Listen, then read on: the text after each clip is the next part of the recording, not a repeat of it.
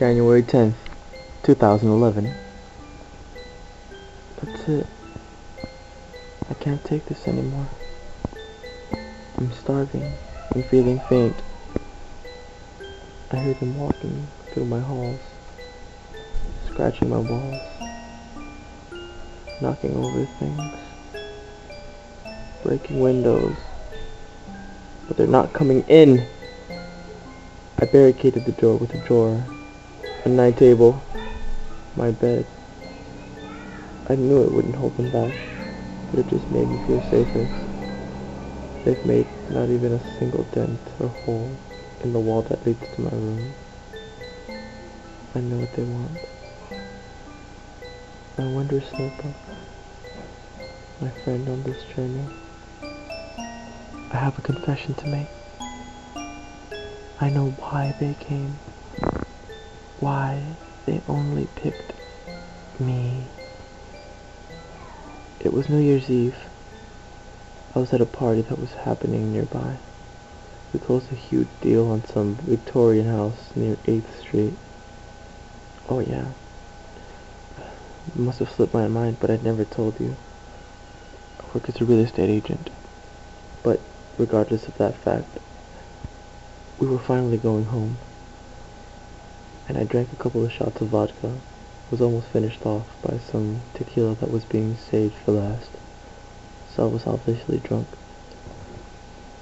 Made the bad decision of beginning to drive, but as I was stumbling into my car, I had a car last month, but it was recently stolen. Again, I didn't mention that either. But what took like an eternity to find the keys in my pocket, I managed to put it in the ignition and drive off. Went through some roads that I knew wouldn't be occupied by cars or police for that matter at 1 in the morning. I eventually became sleepy and dozed off for I don't know how long. But I woke up at the sound of a car jumping around hazardly. I ran to the front of the car, seeing for maybe a raccoon, but this animal had a hoodie on. I panicked to see if the person was okay, so I grabbed the body to see who it might have been. To see golden hair and an unrecognizable mush of brain and skull. She was holding on to a leash where her black dog laid, choked by the force when I hit her by the car. I quickly grabbed the woman and the dog, put the bodies in the trunk, and backtracked to a bridge I went through on the way there. Wrapped the body in one of my car's carpets and just dumped it into the river. That girl who slammed me to the wall. Those creatures. That dog. It was my fault.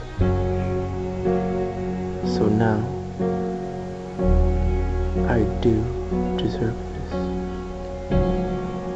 I'll move these unnecessary objects.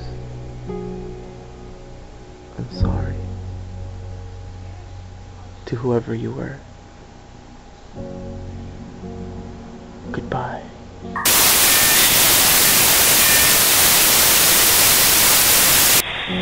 Days later, a body found in the net of a fisherman along the coast.